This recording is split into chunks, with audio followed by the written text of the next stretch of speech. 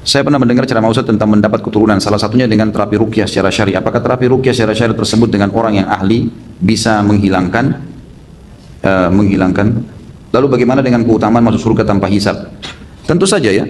Ruqyah itu belajar dari ahlinya, dari orang-orang yang tahu, yang faham agama, yang tahu bagaimana Nabi SAW mengajarkannya, maka dipelajari. Dan itu banyak sekali memang kasus. Kalau antum sudah berobat secara medis tidak jelas, maka ruqyah. Jelas banyak orang hamil, alhamdulillah, setelah itu punya anak gara-gara ruqyah. Kalau masalah hadis yang masuk surga tanpa hisab sudah sering saya jelaskan ini. Ini tentu ada ulama yang saya Allah alam pribadi cenderung dengan pendapat itu, yang mengatakan yang dimaksud, yang difahami hadis ini, 70.000 orang yang masuk surga tanpa hisab dari umatku adalah orang yang tidak bertato, tidak bertatayur. Tatayur itu menggantungkan nasib pada benda. Kayak pernah saya jelaskan, tangan kanan gatal mau dapat duit, tangan kiri mau keluar duit atau apalah. Itu semua tatayur, nggak boleh. Kemudian setelah itu dikatakan dan mereka yang tidak minta ruqyah dan mereka yang bertawakal kepada Tuhan mereka. Di sini ada ulama hadis yang memberikan gambaran dari pendapat yang saya pegang ini. Mereka mengatakan, coba direnungi baik-baik. Setelah Nabi SAW sebutkan pelanggaran ya, bertato pelanggaran, tatayur pelanggaran, kemudian masuk dan tidak minta ruqyah. Ruqyah ini seperti sebuah pelanggaran di sini. Maka ulama yang berpegang pada pendapat mengatakan, ruqyah yang di sini dimaksud dalam makna secara etimologi, bahasa. Ruqyah itu adalah semua bacaan yang ditiupkan. Semua baca ditiupkan. Maka mantra pun yang ditiup oleh pedukun itu dikatakan ruqyah dalam bahasa Arab. Makanya cara membedakannya selalu disebutkan ruqyah syari'iyah. Bacaan yang ditiupkan secara syar'i. Ruqyah syari'iyah, ruqyah syari'iyah. Kalau ruqyah saja maka masuk seperti juga makna hadis yang lain, ar-ruqa wat tamaima wat tiwala syirkun. Hadis yang lain.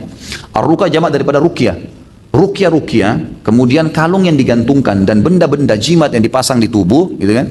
Itu adalah perbuatan syirik. Bagaimana kita memahami sini ruqyah ada perbuatan syirik? Ternyata ruqyah secara etimologi, bahasa. Ditemukan juga dengan hadis-hadis yang sahih tentang masalah doa-doa yang Nabi SAW ajarkan masalah ruqyah. Bagaimana Nabi ajarkan doanya lalu dilarang ruqyah? Kan itu nggak mungkin. Ya. Makanya di sini secara etimologi teman-teman sekalian. Jadi tidak ada hubungannya. Antum kalau sakit minta ruqyah, gimana? Mau berobat, gitu kan? Itu jadi tidak ada masalah. Allahu a'lam. Itu yang saya tahu. Bila anak sedang sakit, selalu rewel dan ingin selalu nempel pada ibunya, tidak mau dilepas, sholatnya bagaimana? Sedangkan dia selalu menangis bila dititipkan ke suami atau orang tua. Bisa sholat sambil digendong. Sebagaimana hadis Bukhari menjelaskan masalah itu. Kalau Nabi SAW pernah menggendong cucunya Umamah, ya, perempuan anaknya Zainab radhiyallahu anha. Lalu kemudian Nabi SAW menggendongnya sambil sholat. Pada saat Nabi mau ruku diletakkan di depan sejadah. Gitu kan? Lalu kemudian beliau sholat seperti biasa, berdiri rakaat kedua digendong lagi. Sampai Imam Bukhari menulis bab khusus tentang hukum menggendong bayi atau anak sementara sholat. Jadi nggak ada masalah. Dan juga boleh mempercepat sholat. Dalam arti kata di sini memilih surah-surah yang pendek. Kalau orang Indonesia nggak usah diajarin. Sudah ahlinya. Gitu kan? Inna atayna wal asri. Inna atayna wal asri. Baiklah, jadi baca surah-surah pendek gitu kan. Karena Nabi SAW pernah jadi imam, gitu kan. Kemudian beliau mempercepat sholatnya. Biasanya beliau baca surah-surah panjang, ini jadi surah pendek. Selesai salam kata para sahabatnya, Rasulullah, tidak seperti biasanya. Kok sholat anda sekarang lebih pendek? Kata Nabi SAW, tadi saya dengar tangisan bayi di saf perempuan. Maka saya mempercepat sholat saya, khawatir ibunya terganggu gara-gara itu. Itu adabnya memang. Dan itu. Jadi ini bisa dilakukan, Allah alam.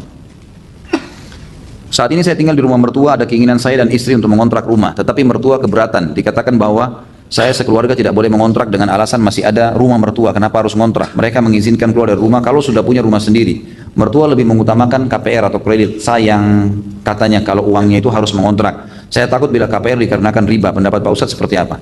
Yang paling pertama sudah sering saya ucapkan, mertua dan orang tua setelah anaknya menikah jangan campur rumah tangganya anak. Gak usah campurin, biarin hidup dengan suka dukanya. Kalau mereka datang minta pendapat, baru kita kasih saran. Kita berkunjung pun ke rumah anak yang sudah menikah, jangan tanggapi apapun. Mau piringnya kurang kah, mau gelasnya dihidangkan retak kah, biarin. Gak usah dicampurin. Rumah tangganya anak sudah biarin. Kan biarin aja biarin. Kalau dia bahagia, biarin dia bahagia. Gitu kan? Sudah begitu hidupnya. Ada ibu-ibu nggak masuk dapur anaknya, periksa, kenapa gelasmu begini, kenapa begini, terus dimarahin anak mantunya, kenapa begini. Ini ngacuin semua, banyak perceraian, 80% kena campur tangan orang tua. Nggak boleh, dalam Islam pun, dalam syariat tidak ada campur tangan orang tua lagi, selesai. Amanah saya sebagai orang tua, anak saya perempuan sampai menikah, setelah nikah serahin pada suaminya. Ada masalah, dikonsultasikan, ya oke kita pecahin, gitu kan. Tapi kalau tidak ada apa-apa lalu kita campurin, jangan. Termasuk masalah pindah rumah sendiri, biarin hidup sendiri, gitu kan. Jangan dipaksa, ini nggak boleh semestinya. Mestinya memang antum dan istri sepakat untuk berbicara masalah itu kan. Bahwasanya kami harus ngontrak ya, supaya kami bisa lebih dewasa atau dekat dengan tempat kerja. Kami akan selalu datang tiap hari lah. Kalau mau nunggu untuk KPR di bank, untuk ini butuh uang muka, butuh ini, ataupun kalau masuk ke bank nanti ada riba dan susah, ya, berargumen lah untuk menyampaikan gitu kan. Dan antum tidak berdosa kalau keluar dari rumah itu, tidak berdosa. Bukan saya larang membangkang durhaka, bukan, tapi memang punya hak. Anak mantu bisa mengajak. Antum kalau laki-laki sekarang ini istri tinggal di rumah mertua, ini istri, ini orang tuanya istri kita boleh mengatakan saya harus keluar, gak bisa enggak gitu kan. Untuk mandiri itu jauh lebih baik. Allahu a'lam. Apa hukumnya merokok? Ini Pak Yoyo sudah tahu. Bukan saya, sudah sering ditanya.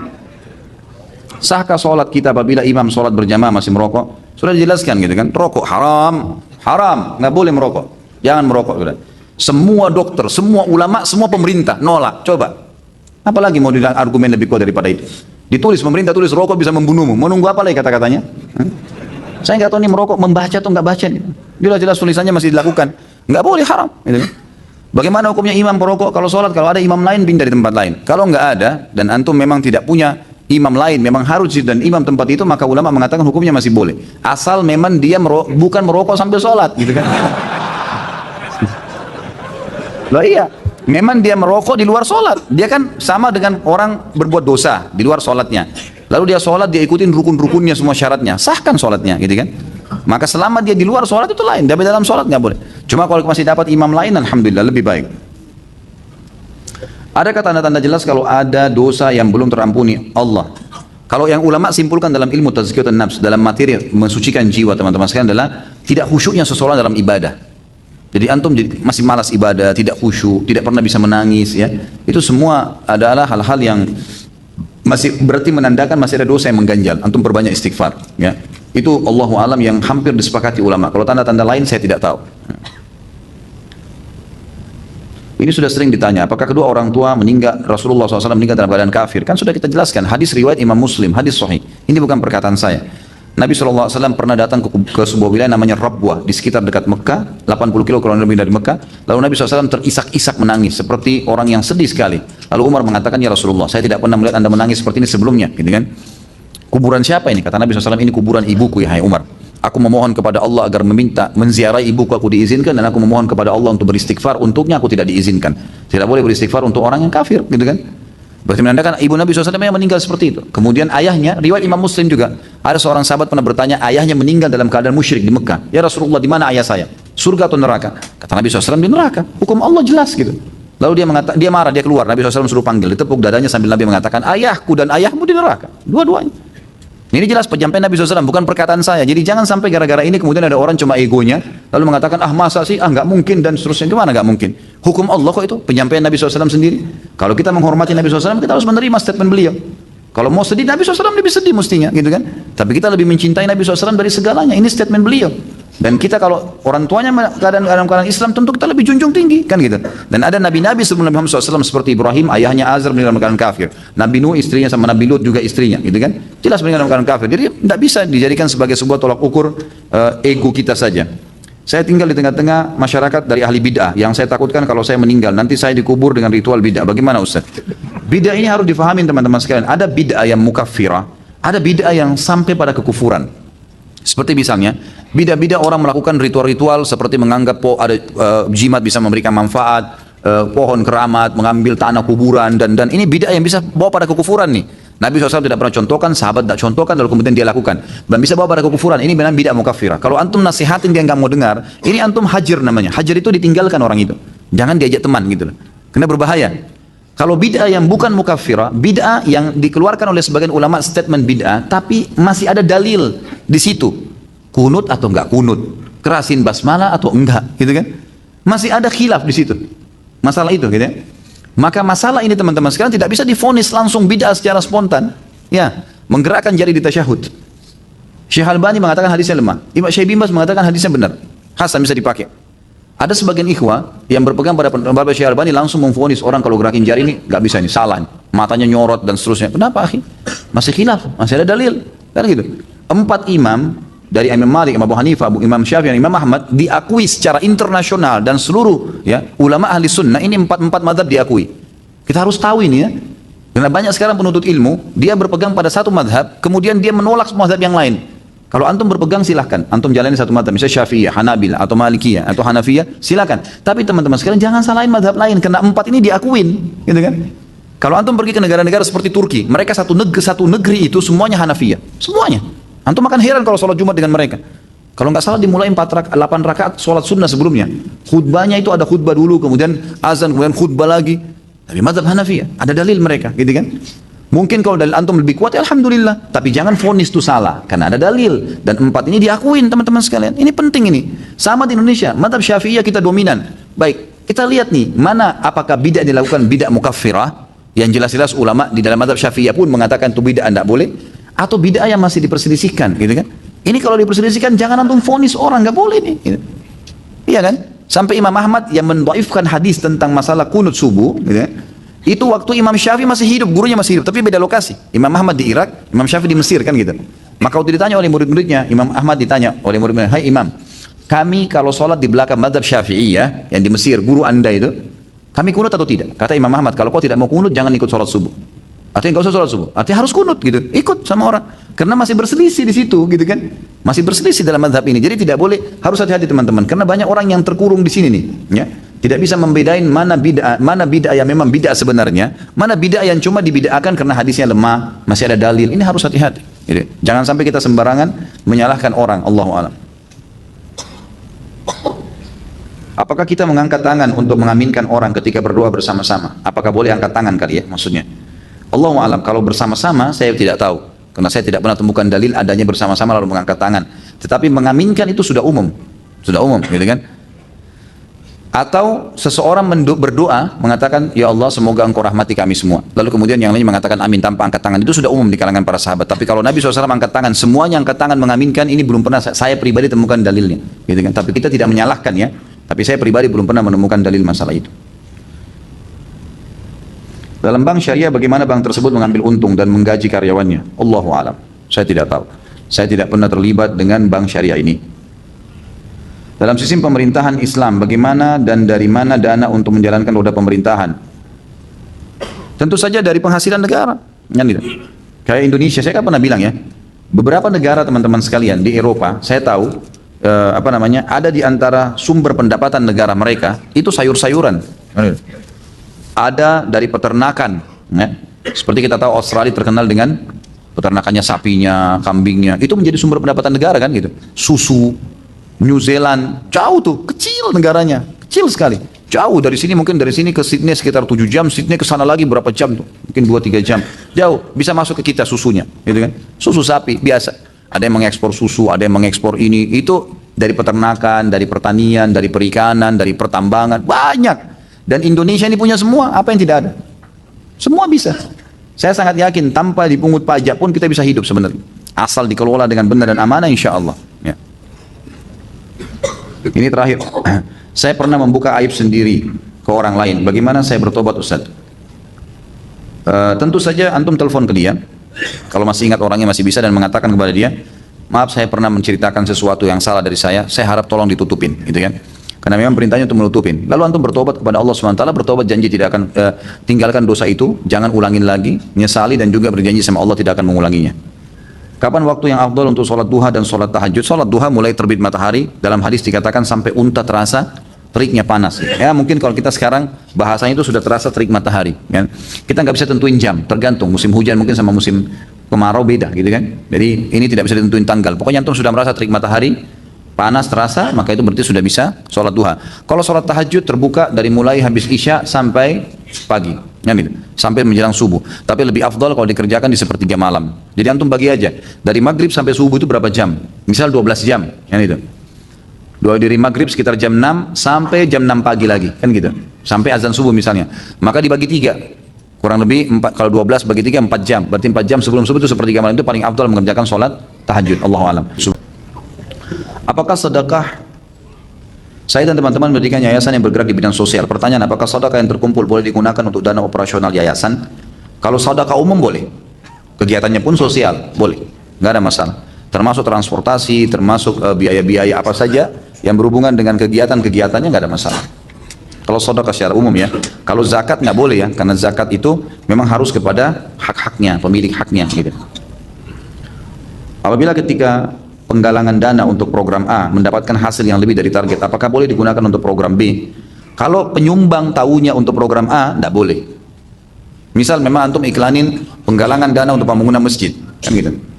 Terkumpullah dana, masjid membutuhkan dana 200 juta, terkumpul dana 210 juta, lebih 10 juta nih. Lalu antum masukkanlah 200 juta lebih 10 juta. Bolehkah 10 juta digunakan untuk selain masjid? Jawabannya nggak boleh. Sampai antum mengiklankan di mana tempat antum kumpulin, atau antum melalui media sosial antum iklanin, ini loh dana untuk masjid yang kemarin masjid A 200 juta terkumpul 210 lebih 10 juta mau dialokasikan ke program ini, apakah setuju? Gitu. Harus begitu, namanya kegiatan sosial, nggak bisa enggak, harusnya begitu.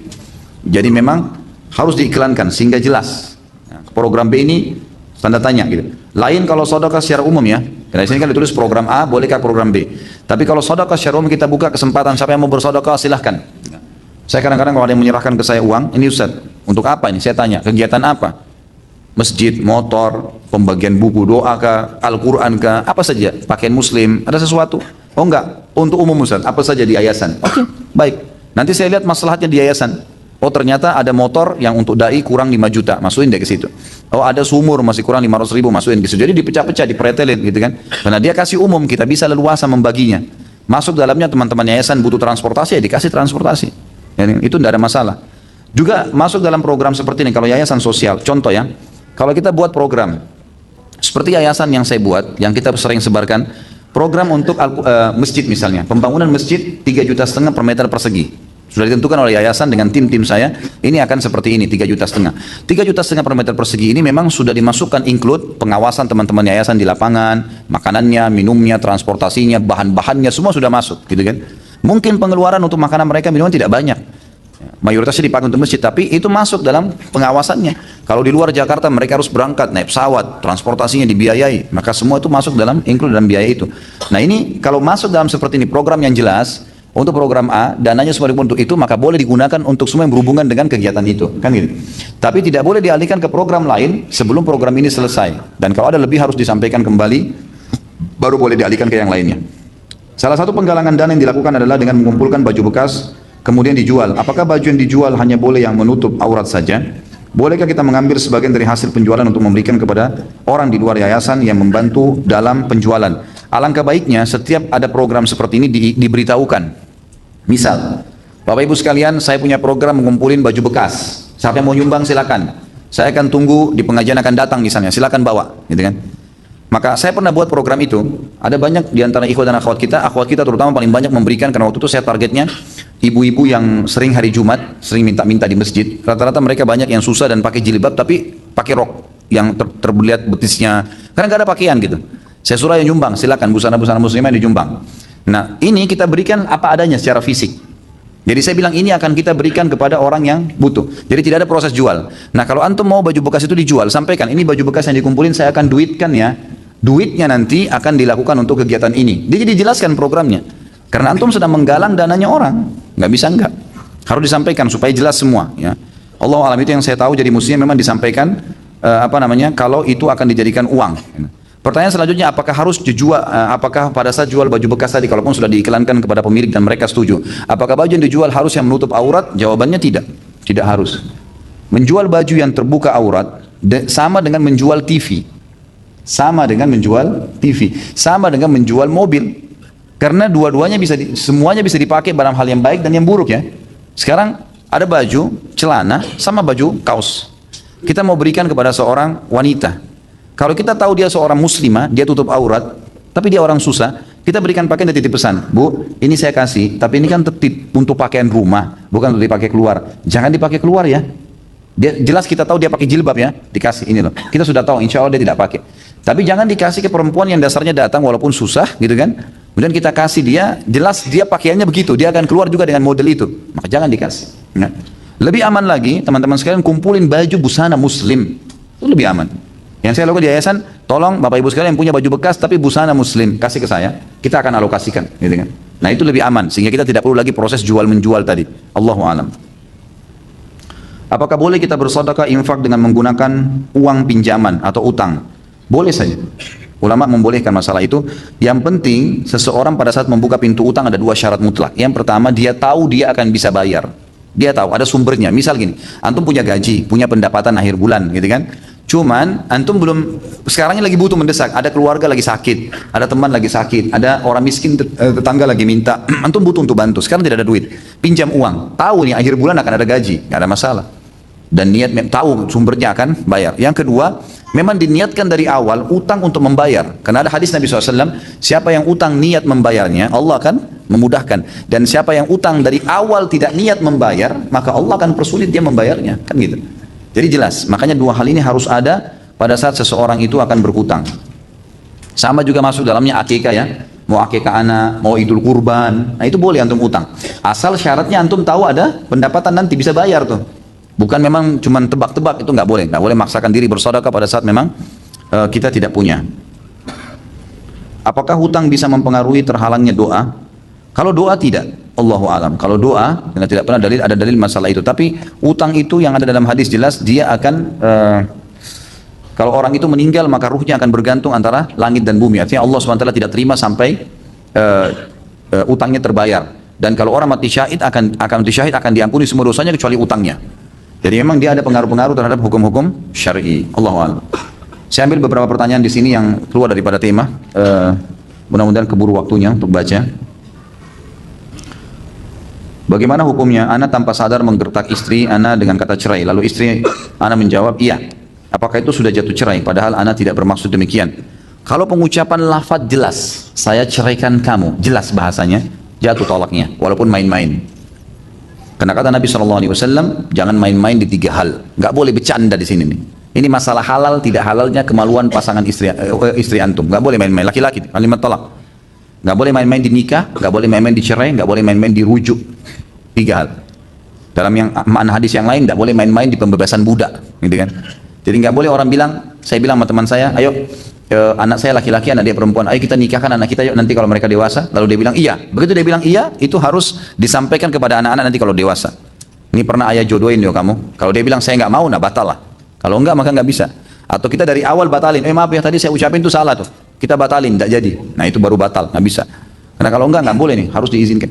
Kemudian harus dilakukan. Kemudian yang kedua, minta izinkan kepada anak-anak nanti yang kalau mereka dewasa. Yang kedua masalah cerai. Nggak boleh orang bilang, saya ceraikan kamu, kalau kau keluar saya ceraikan, kalau kau naik saya ceraikan, kalau kau ke rumah ibu kau saya ceraikan. Ini main-main, ini bahaya. Ini masalah halal atau tidak halal kemaluan istri antum nih. Nggak boleh main-main dengan masalah ini. Allah menjadikan di tangan laki-laki supaya dia bijaksana dengan kebijaksanaannya sebagai laki-laki. Nggak boleh dia sembarangan. Perempuan terbawa perasaan, dia selalu minta ceraikan. Jangan hiraukan kata-kata cerai itu. Dia bilang apapun ya sudahlah gitu kan. Rayu saja supaya jangan minta cerai gitu kan. Jadi memang tidak boleh. Maka harus hati-hati. Kalau orang mengucapkan saya ceraikan kamu, jelas lafadznya jatuh tolaknya. Bercanda pun jatuh. Masuk di sini. Emosi sama. Yang tidak masuk adalah kalau dia bilang dalam keadaan emosi saya ceraikan kamu 3 sekalian, tolak bayin gitu kan. Ini cuma jatuh 1. Ini enggak. Ada pendapat ulama mengatakan kalau emosi enggak jatuh tolaknya. Tapi ini kata sebagian ulama, kalau dibuka maka orang akan selalu menggunakan sebagai senjata. Padahal pada saat sedang ada masalah teman-teman sekalian, pecahkan masalahnya. Kenapa harus dengan cerai? Gitu kan? Kenapa harus dengan kata-kata ancaman cerai? Nggak perlu ucapan itu gitu. Allah alam, itu yang saya tahu.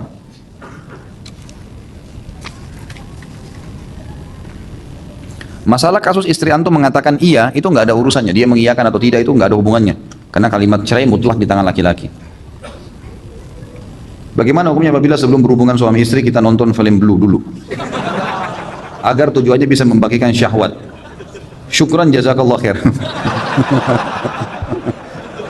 Kok pakai jazakallah khair nih pertanyaannya? Ada saja yang hilangin ngantuk ya. Nggak boleh akhi. Nggak boleh nonton begitu, gitu kan? Nonton itu pertama antum dukung zina.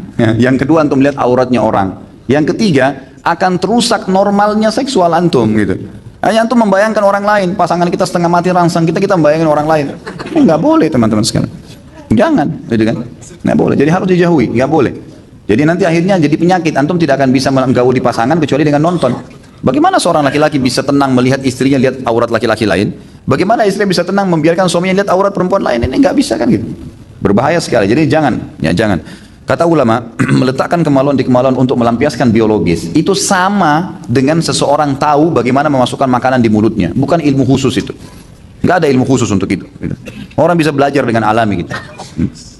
Otomatis ada. Bagaimana kiat-kiat agar bisa sholat tahajud dan ibadah-ibadah malam lainnya? Tentu saja pertama baca fadilahnya, janji-janji Allah di situ, kemudian coba paksakan diri untuk melakukannya. Tentu dimulai dengan tidur lebih cepat, ya, jauhi semua indikasi yang bisa membuat kita tidak bangun karena begadang, makan terlalu banyak, ya, pada saat mau tidur malam itu semua akan mengganggu. Maka kita punya persiapan-persiapan, baca fadilah, kemudian paksakan diri untuk itu dan punya persiapan-persiapan untuk melakukannya. Apakah doa iftitah sholat malam dan tahajud beda dengan sholat wajib? Sebenarnya sama saja, doa iftitah ada banyak ya. Ada kalau tidak salah sekitar 13 macam doa iftitah. Boleh dipilih, yang mana saja, nggak ada masalah. Sholat wajib atau sholat sunnah. Tapi Nabi SAW seringkali kalau malam membaca di doa iftitah, Allah Rabbu Jibril wa Mikail wa Israfil fatir as-samawati wal ard anta tahkumu baina ibaduka fi makhtalafu fi ihdil makhtalafu fi ibnil hakim bi'idnik innaka tahdi man tasha' ila siratal mustaqim. Itu yang sering beliau baca. Jadi kan yang saya tahu dalam lafaz sholat malamnya, dalam iftitah. Tapi seringkali beliau juga meragamkan dengan dua-dua iftitah yang lain. Jadi teman-teman saya sarankan untuk tidak satu doa tapi hafal beberapa doa, karena menghafal beberapa jenis doa itu akan membuat kita tidak jenuh, ya, bisa variasikan macam-macam doa-doa. Makanya semua doa sholat itu pasti banyak, iftitah ada banyak, doa ruku ada banyak, ya. Iftitah ada sekitar 13-an kalau nggak salah, kemudian doa ruku ada sekitar 6 atau 7 macam, doa i'tidal itu ada 4 atau 5 macam, doa sujud juga begitu ada 7, di antara doa sujud ada 4 atau 5 macam, doa sebelum salam ada 23 macam doa, banyak. Dan itu semestinya kita harus ragamkan gitu. Ana mempunyai seorang bibi, kakak kandung dari ibu Ana. Bibi Ana ini ayahnya dan pamannya sudah meninggal, dan bibi Ana belum menikah sehingga tidak punya suami dan anak laki-laki. Beliau juga tidak punya saudara laki-laki. Secara syariat, kepada siapakah kewajiban menafkahi bibi Ana ini dibebankan? Apakah kepada seluruh keponakan laki-laki termasuk Ana, atau jika salah satu keponakan laki-laki sudah menafkahi sudah cukup?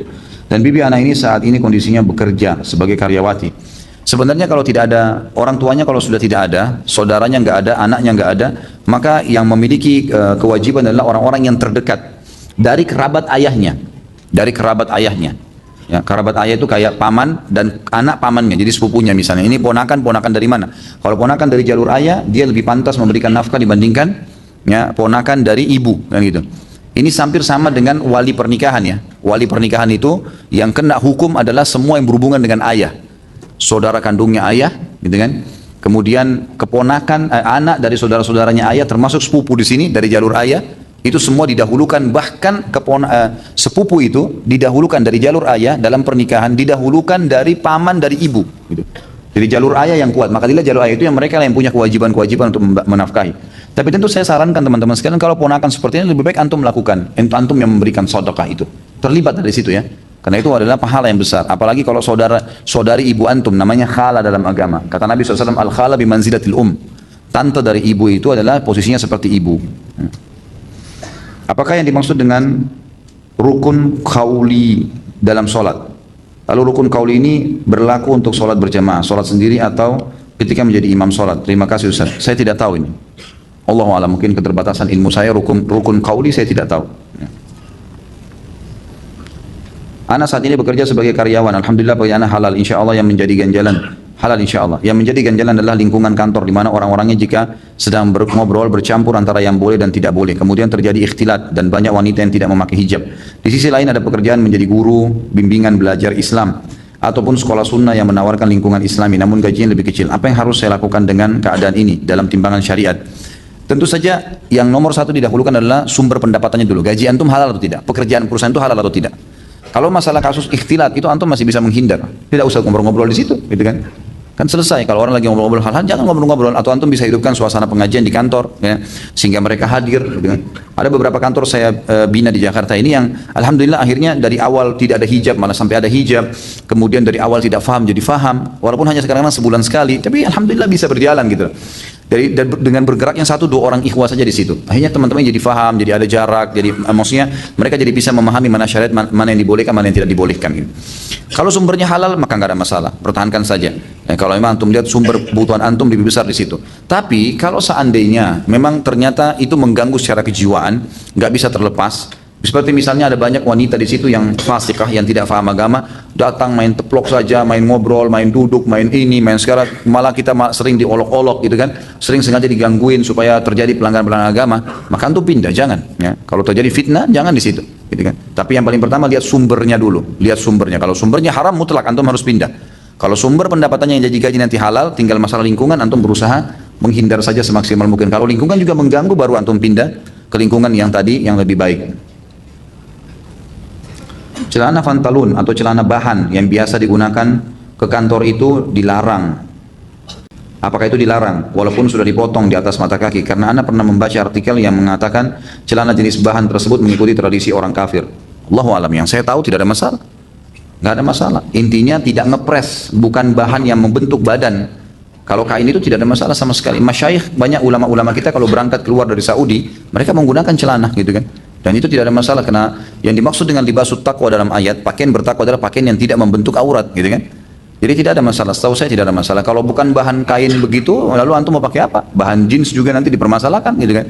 Maka secara otomatis Allah alam, yang saya tahu tidak ada masalah. Belum pernah saya temukan pendapat ulama yang melarang kain seperti itu, jenis kain itu, kecuali sutra yang dilarang.